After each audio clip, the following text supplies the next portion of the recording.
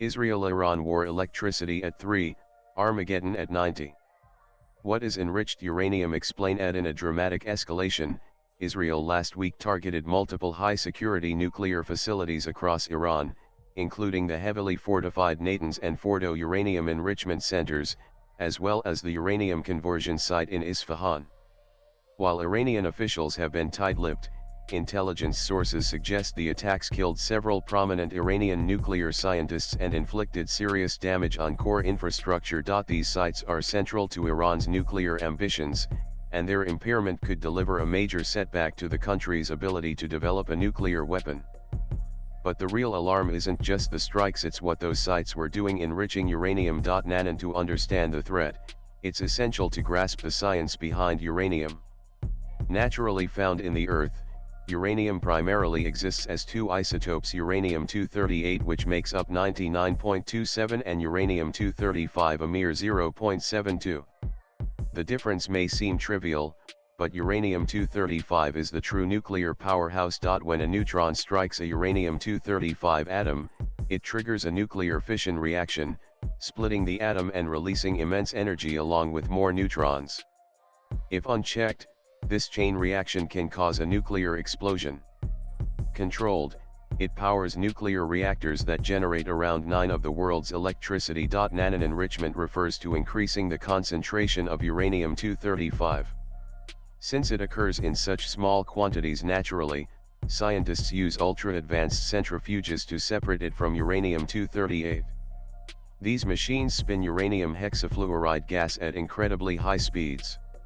Just as a washing machine forces heavier clothes to the outer drum, the heavier uranium-238 moves outward, while the lighter uranium-235 collects closer to the center. This process is repeated hundreds, sometimes thousands, of times to increase uranium-235 concentration.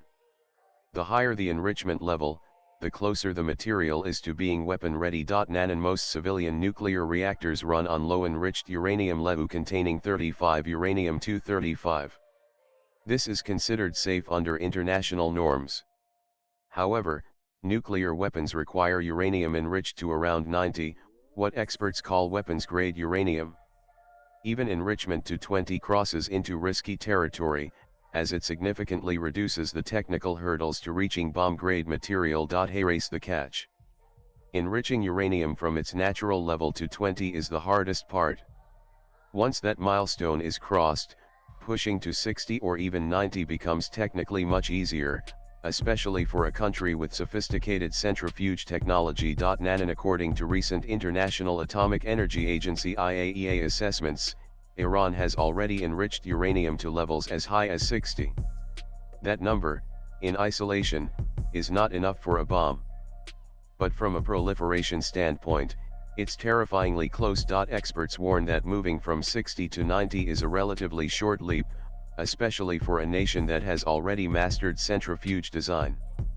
This has spurred urgent warnings from Israel, the United States, and European powers. Swipe left for next video. The fear is not only the level of enrichment but also Iran's deepening nuclear expertise.